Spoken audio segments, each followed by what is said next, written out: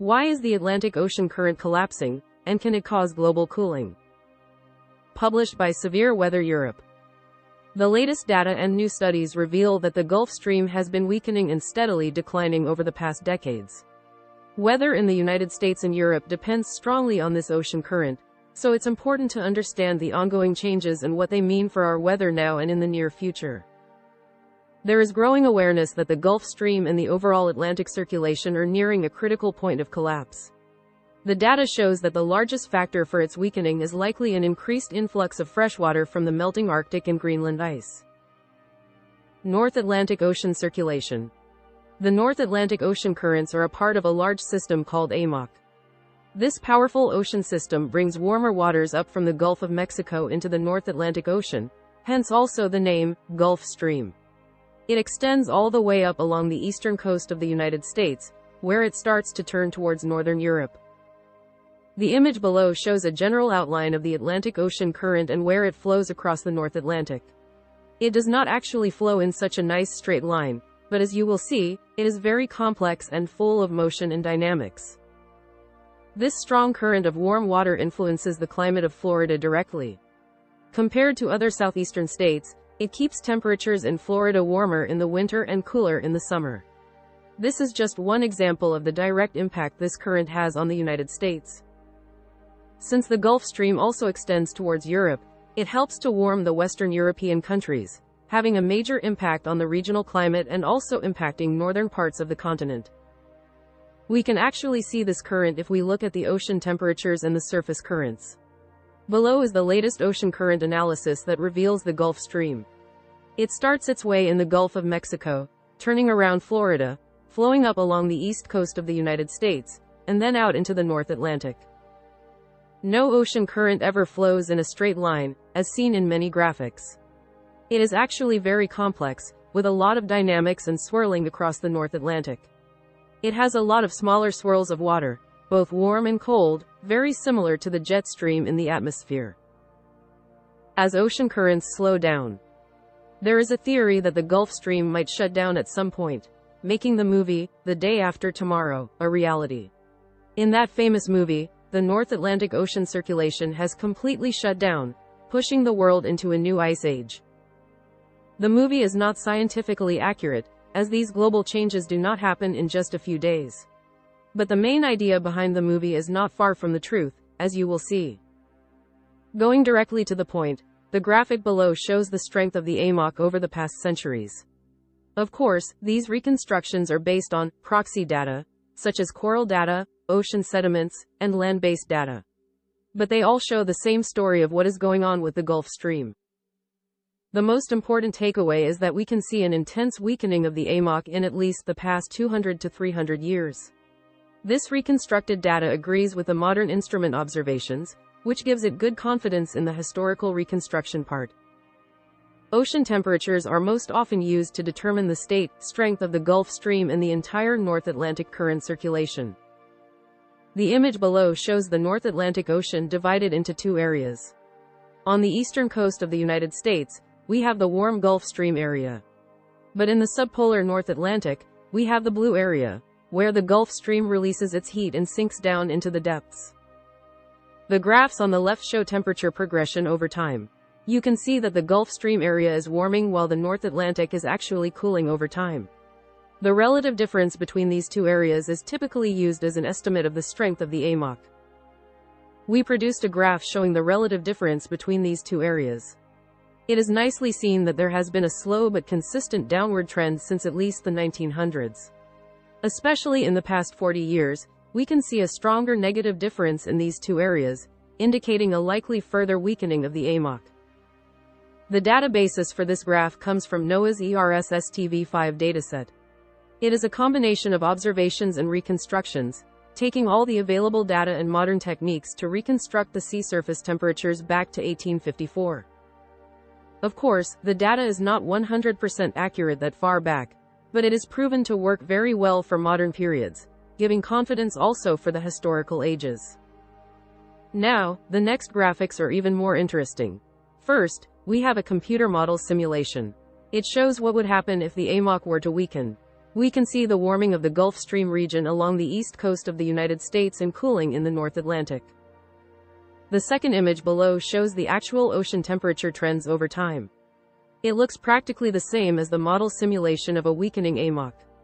This supports the fact that the AMOC is indeed losing strength, perhaps even faster than first anticipated.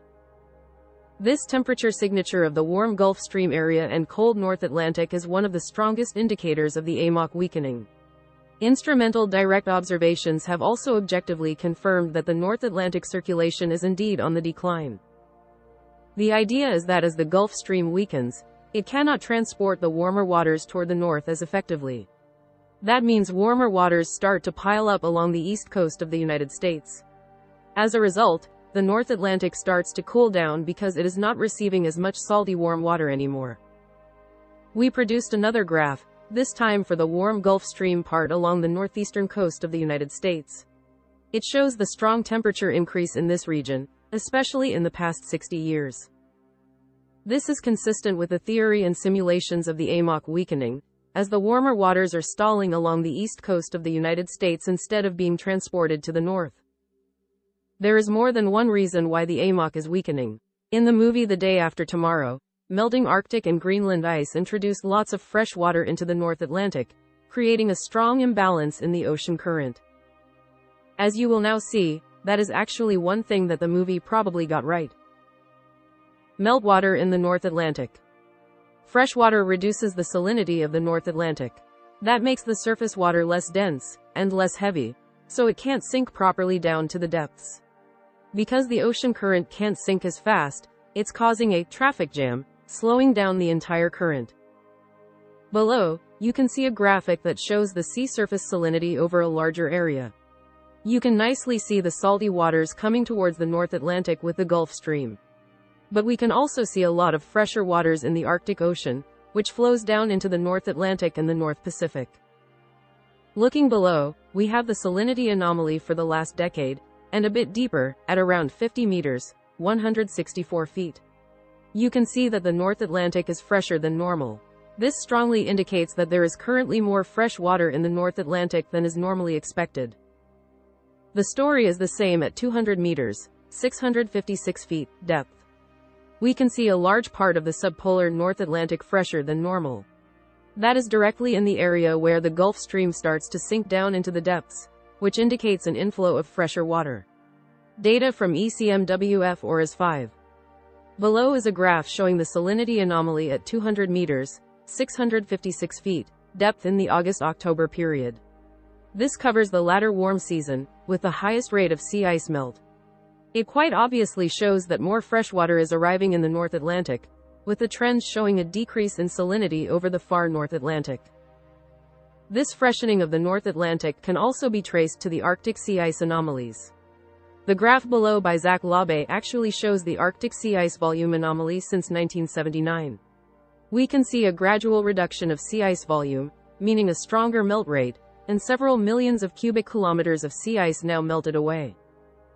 The long-term salinity trends below are very obvious. We can see a stable salinity decrease in the North Atlantic, indicating the influx of freshwater over time. This is very similar in trend to the Arctic sea ice melting trends just above. Looking at depths, we can see the strong reduced salinity trend reaching deeper down in the North Atlantic. Stronger freshening is seen in the surface layers, most affected by the fresher waters from the Arctic and Greenland. This is one thing that the movie, The Day After Tomorrow, got somewhat right if we ignore the time scale. But are we now facing a new ice age? The short answer is no. But we are not yet at a full collapse and shutdown of the Gulf Stream. Global cooling after the Gulf Stream collapse. Using state-of-the-art computer systems, we can create a global simulation of what will happen once AMOC reaches the breaking point. Below is the end result, which shows the temperature compared to a world with active currents. You can see that the entire northern hemisphere is experiencing a colder anomaly as temperatures drop. And that is just the beginning. Strong climatic changes are to occur, with very different pressure patterns and precipitation distribution. Winters will become more severe in the United States and Europe.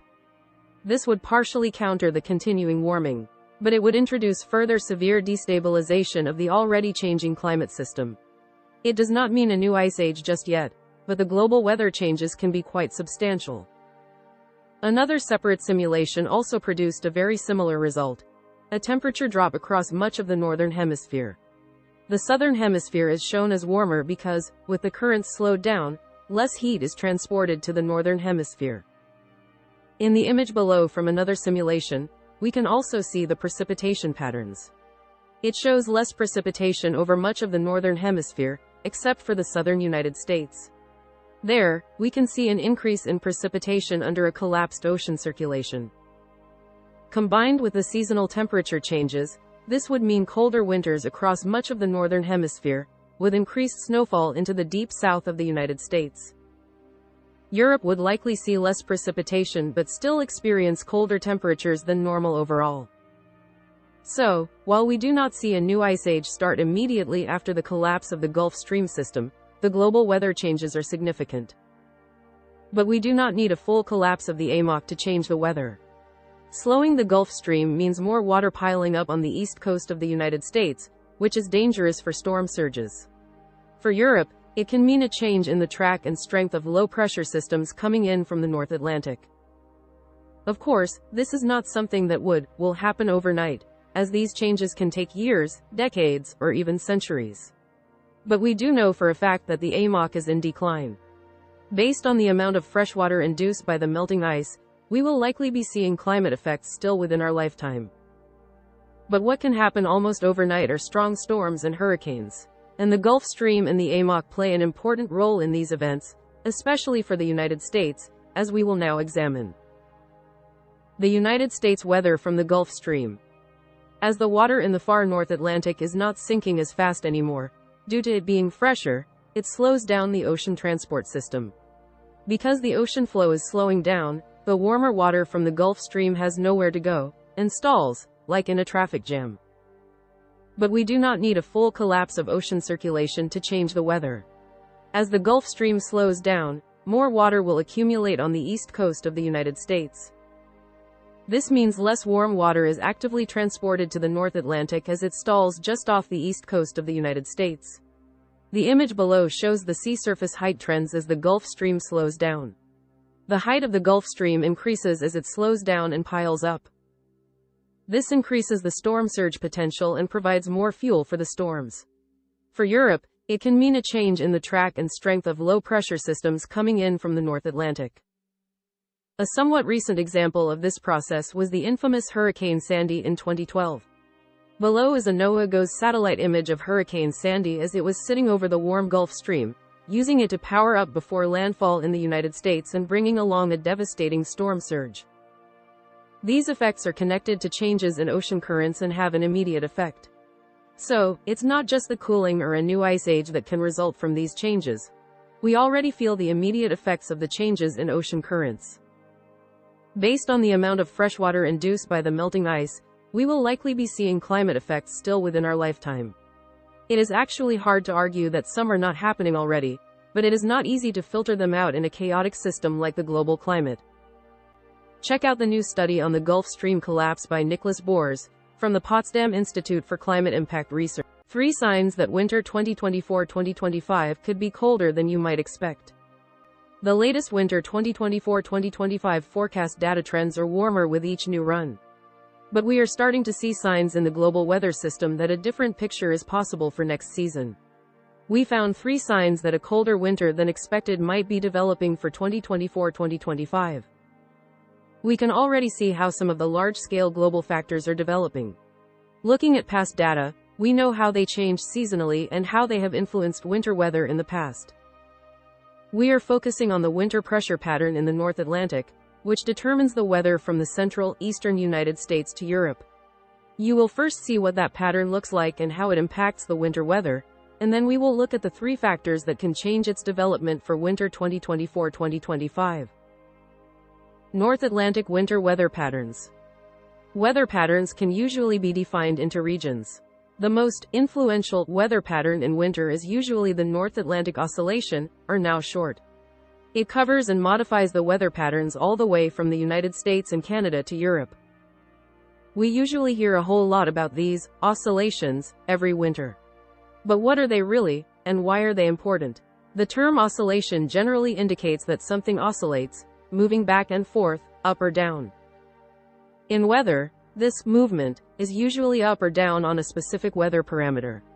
It can be the rise and fall of atmospheric pressure, temperature, wind direction, etc. The now describes the rise and fall of pressure in the North Atlantic, more specifically between the Greenland, Iceland area and the central North Atlantic, Azores. You can see a perfect example of a positive now phase in the image below. There is low pressure to the north over Greenland and a high pressure zone below from the US to Europe.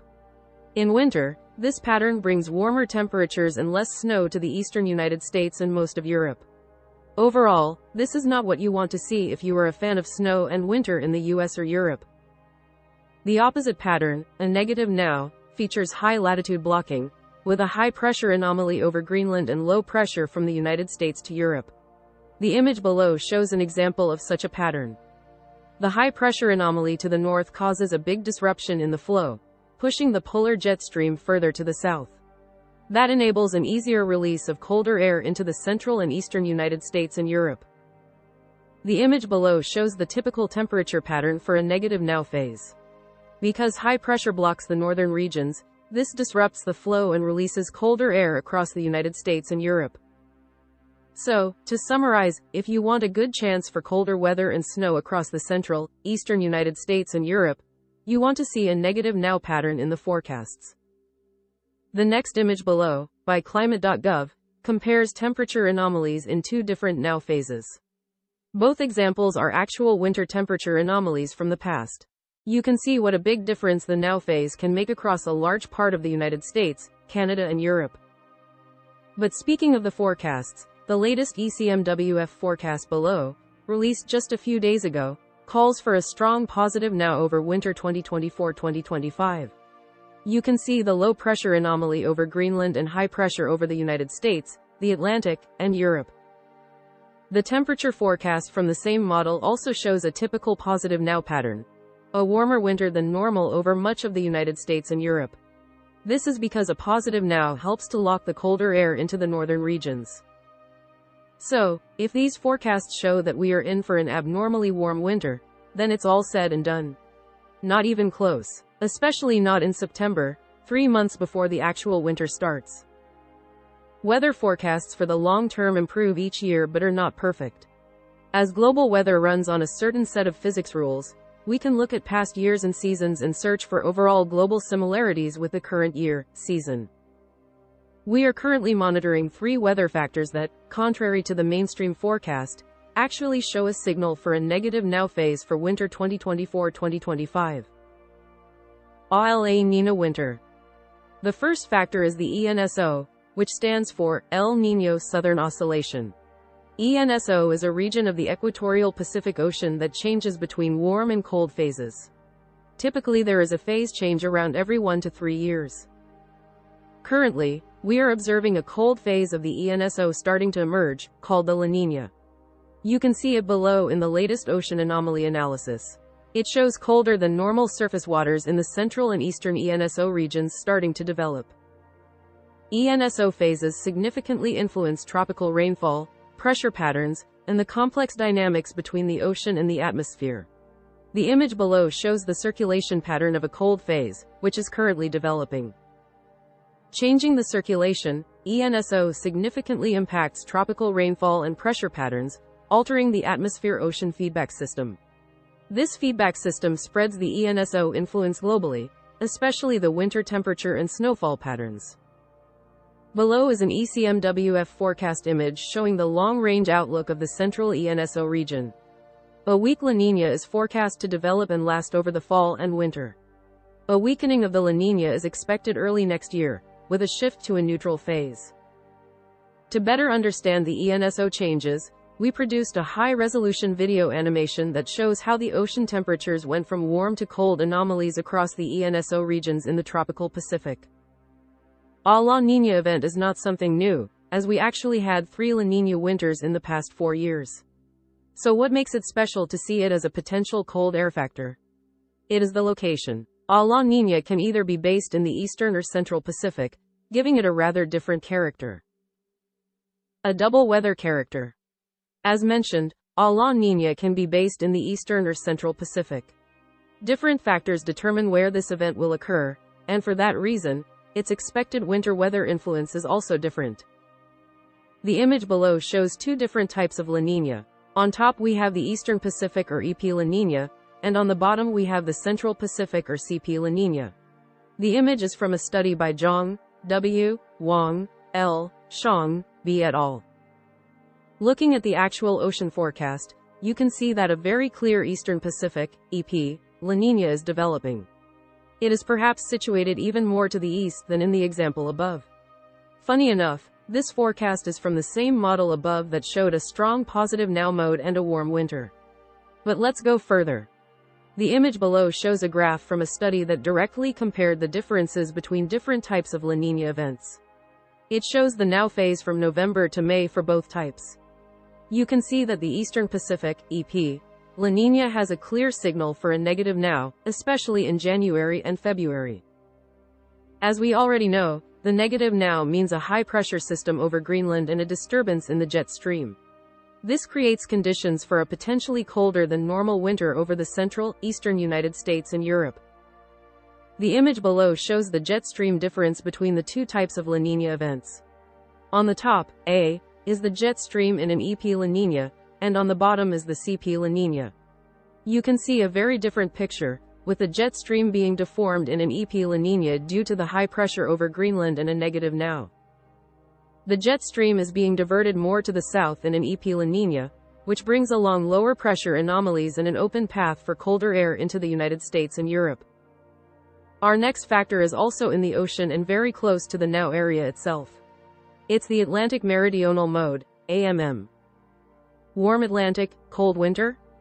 One would expect that if an ocean anomaly in the Pacific has such an important role, then the Atlantic anomalies are no less significant. And that is true, but they usually have a different role and mechanics. The area we are looking at is the North Atlantic, more specifically the Atlantic Meridional Mode or AMM. It's basically an area of the North Atlantic that also features warm and cold phases. The image below shows the typical positive AMM pattern, with warm ocean anomalies in the North Atlantic. It is interesting to see that there is also a cold signal in the tropical Pacific, that looks like a weak La Niña pattern. That is probably not a coincidence, as these patterns and anomalies do like to work in tandem, driven by the same background processes. Below is the ocean forecast from the ECMWF, where we can see the warm anomalies forecast in the same area and, of course, the La Niña. This is consistent with a positive AMM mode, as you can see in the example above. Looking at past data below for positive AMM, you can see a known pressure pattern. It is a negative now phase, with a high pressure blocking over Greenland, Iceland and a low pressure tendency over the United States and Europe. This is another sign that goes in favor of the negative now despite the forecast going for a warmer winter. But the third sign that something might be off with the forecast is not in the ocean, but in the atmosphere. And it does play along with both of the previous two factors. Atmospheric wind phase. Like in the ocean, we again have a region that alternates between a positive and a negative phase. But instead of temperatures, we are now dealing with winds or rather their direction. This is called the quasi-biennial oscillation, or simply QBO. The QBO is a regular variation of the winds high above the equator in the stratosphere, alternating between easterly and westerly, zonal, winds. Strong winds in the stratosphere travel in a belt around the planet at the equator. And around every 17 months, these winds completely change direction. Below is an image showing the westerly wind anomalies over the equator in the stratosphere for the past 40 years. Negative values mean the wind was easterly, and positive values show the wind was westerly. It nicely shows just how regularly this wind shifts, just like watching the heartbeat of the atmosphere. Looking more closely at the past 3 years, we can see how each phase descended over time. A negative, easterly phase was active in 2021-22, and a westerly in 2022-23. It was followed by another negative QBO phase last winter. Currently, a new westerly phase is descending from above. The image below is from NASA analysis. A radiosonde analysis from Singapore also shows the wind direction above the tropics. It reveals the westerly winds around the 10 to 70 MB level in the stratosphere, confirming that the West QBO phase is active. It is in the early stages and will continue to strengthen as it further descends. There is more than one reason how QBO can influence our winter weather. One very important aspect is, of course, the polar vortex. The image below shows the connection between the QBO and the polar vortex in the December to January winter period. It might seem complicated, but it's not. The main takeaway is that the QBO is deeply connected to the atmospheric motion and helps with the overall tropical forcing, including the La Niña. You could say that it also helps with the communication between the oceans and the polar vortex. That is why one QBO phase does not mean a fixed weather situation, as a West QBO response can be different during a La Niña or an El Niño. So, we must look at the global weather system as a whole. Below is an analysis of the winter pressure pattern during La Niña years, with the QBO going from easterly to westerly, just like this year. Again, we can see a very clear negative now pattern, with a high pressure area over Greenland and a low pressure area over North America and Europe. You can notice a lot of older winters in this mix of data, which tends to impact the temperature analysis below. Overall, there is a colder anomaly over the United States, Canada, and Europe. But many of these winters are several decades old and, of course, colder by default compared to the modern norm. Still, these anomalies show what this combination means for winter patterns, and they clearly indicate a negative now pattern. Summary and thoughts. We have now seen three different factors all indicating a potential negative now pattern in winter 2024-2025. That would mean good potential for some winter weather across parts of the central and eastern United States and Europe. Of course, the negative now does not guarantee cold and snow, as it also has its own variations, but it sure does make it easier to bring winter into your backyard. At this point, a question also arises. If the ECMWF model above forecasts an eastern Pacific La Niña and a warm Atlantic, why doesn't it see all this and forecast a negative now and a colder winter instead of a blowtorch for 2024-2025? The answer could be that the model is just not perfect or even plain wrong. But given the level of advancement in weather predictions, that's probably not the best assumption. It's also worth noting that the forecast period we are looking at is 3 to 6 months in the future, so it's likely that the model just needs more time to align and adjust its prediction properly. This is also the first time this model has shown a proper EP La Niña developing, so it will be interesting to see further adjustments in the next runs. To show you just how good, or bad, a model forecast can be, below is the same forecast for the past winter, 23/24, issued in October. It showed a low pressure area over much of the United States and the North Atlantic. It also had the main high pressure area over Western Canada and Europe. Below is the actual pressure pattern for last winter. You can see a fairly different look, with a main high pressure area over southeastern Canada. There was no large low-pressure anomaly over the United States, and the Atlantic low-pressure area was situated over northern Europe. This just shows that models do make adjustments, and as you can see in the example above, they can change their minds when they start to see the global weather development properly. At this point last year, the ECMWF had a fairly good idea about the ocean anomalies for winter but still moved around quite a bit in the forecast. That also shows that not every year is the same, and not every year the same factor will have the same effect. For that reason, we constantly monitor the latest global weather patterns and their development. We are always trying to find signs and links to past weather patterns with it, a glimpse of the future. Winter 2024-2025 first snowfall predictions, under the jet stream shift of the cold La Niña. Winter 2024-2025 snowfall predictions show a global weather signal from a weak La Niña, now starting to appear in the Pacific, getting ready for winter. From Canada to the United States and across the Atlantic to Europe, you will see the first snowfall predictions and trends for the upcoming winter season. First, we will look at the leading global weather driver for the upcoming weather seasons, the La Niña. What does the latest ocean data show, and what are the expectations for the 2024-2025 season?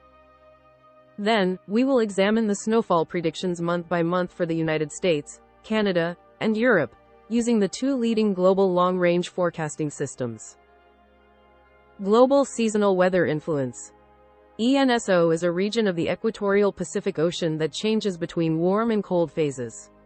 Typically there is a phase change around every 1 to 3 years. The warm phase is called El Niño, and the cold phase is called La Niña. Below is NASA's latest mid-August ocean anomaly analysis. It shows colder than normal surface waters in the central and eastern ENSO regions. These cold anomalies have a wave-like shape. This is because of the strong easterly trade winds that push the waters towards the west, creating swirls on the ocean surface. ENSO phases significantly influence tropical rainfall, pressure patterns, and the complex dynamics between the ocean and the atmosphere. The image below shows the circulation pattern of a cold phase, which is currently developing.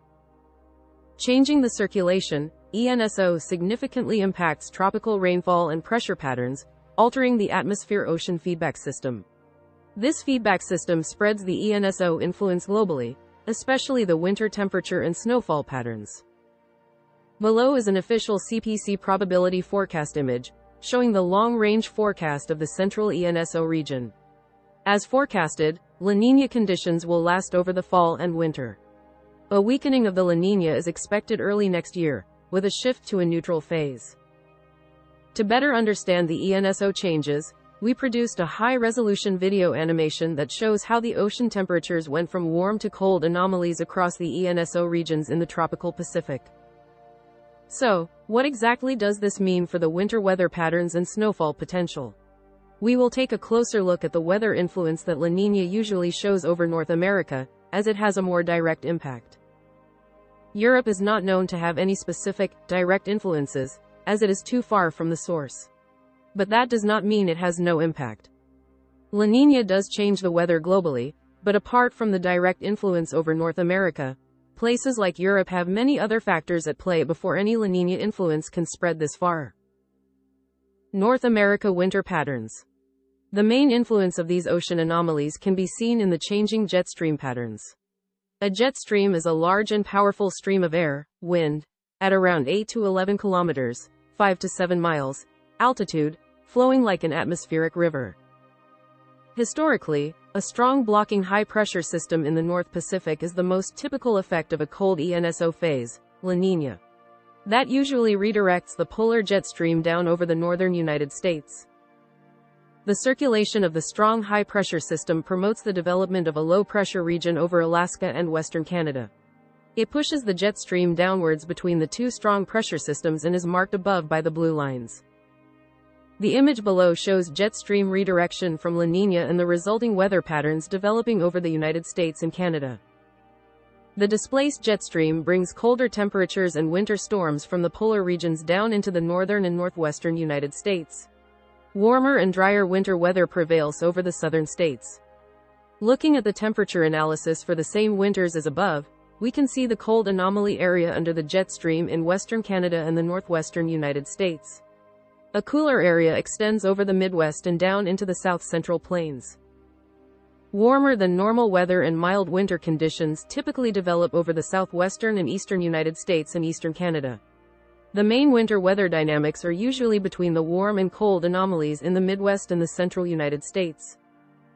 Data also shows that the La Niña jet stream pattern significantly affects the snowfall potential over North America as the pressure systems take a different path. The colder air is more easily accessible to the northern United States, which increases the snowfall potential when moisture is available. In the graphic below by NOAA Climate, you can see the average snowfall pattern for weak La Niña years, as expected for this winter season. In addition to the northwestern United States and the Midwest, the northeastern United States and eastern Canada show more snowfall potential in such ENSO conditions. It's time for some actual winter snowfall predictions from the latest forecast models. Since the latest forecast data was released in mid-late August, the February data is not yet included, but will be added in the next update as soon as data is available.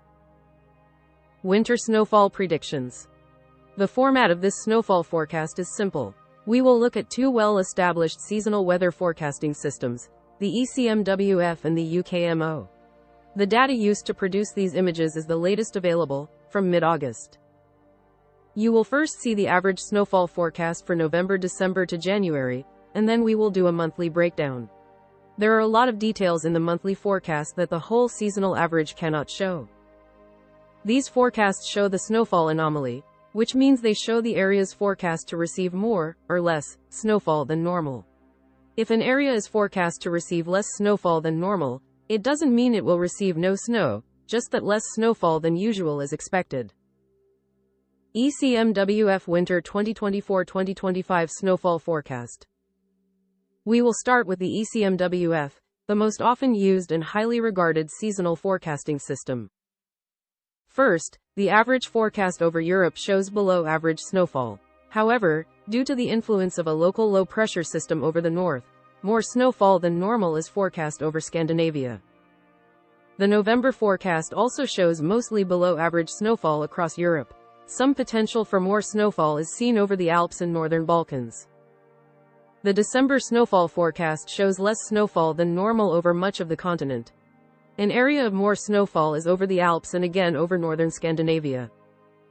The January forecast shows reduced snowfall potential over much of the continent.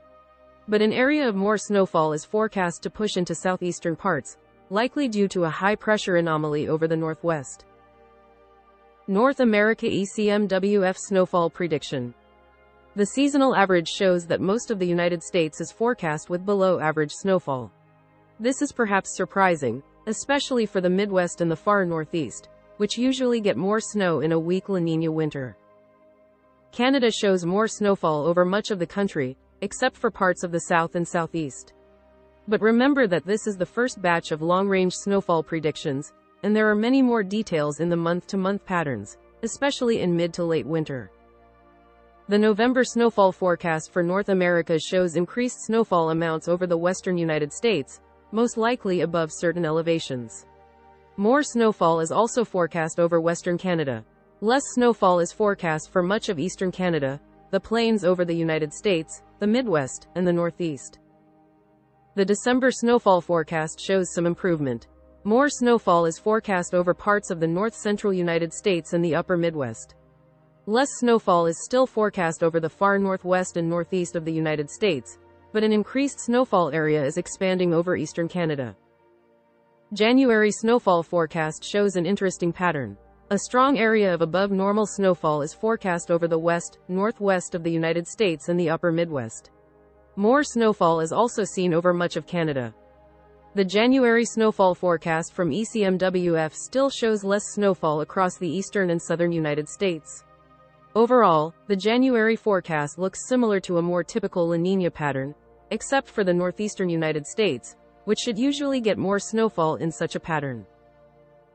UKMO Winter 2024-2025 Snowfall Forecast. As you can never trust a single forecast model, we use the UKMO long-range forecasting system along the ECMWF. It was developed by the United Kingdom Met Office, which is where the initials UKMO come from. First, looking at the seasonal average for Europe, we can see another weak snowfall forecast identical to the ECMWF. Most of the continent is forecast to have less snowfall than normal, except for some northern parts. The November forecast shows a below-average snow potential over much of Europe. Again, more snowfall is forecast over the northern parts, just like in the ECMWF forecast. The December snowfall forecast shows no major improvement except for the usual higher elevations of northern parts and a small area on the southern Alps and over the southeast. No major change is forecast for January across the continent. As the forecast shows, snowfall potential is increasing down from the northeast, and some areas over the central parts. Overall, both models agree on a weak snowfall season over Europe, except for the northern areas and some central parts around the Alps. North America UKMO Snowfall Prediction. The average seasonal forecast for North America shows more snowfall potential across the northwestern United States and western Canada. Less snowfall is forecast over much of the southern and eastern United States and over deep southeastern Canada. The November snowfall forecast shows less snowfall than normal over much of southern Canada, northeastern United States, and the upper Midwest. You can see more snowfall over the northwestern United States and even over the Ohio River Basin. The December snowfall forecast shows more snowfall over much of Canada and the northwestern United States. UKMO forecast also shows more snowfall than usual over the upper Midwest and around the Great Lakes. Less snowfall is forecast over the northeastern United States and the plains. January snowfall forecast shows increased snowfall amounts over much of Canada and the northwestern United States. But you can also see an area of more snowfall over the Midwest. Surprisingly, despite a weak La Niña, the northeastern United States is still forecast with less snowfall than usual. This is a different forecast from the ECMWF, but that is to be expected as the forecast length increases. In the next update, we will have full winter data with February included, giving a better image over the entire winter season.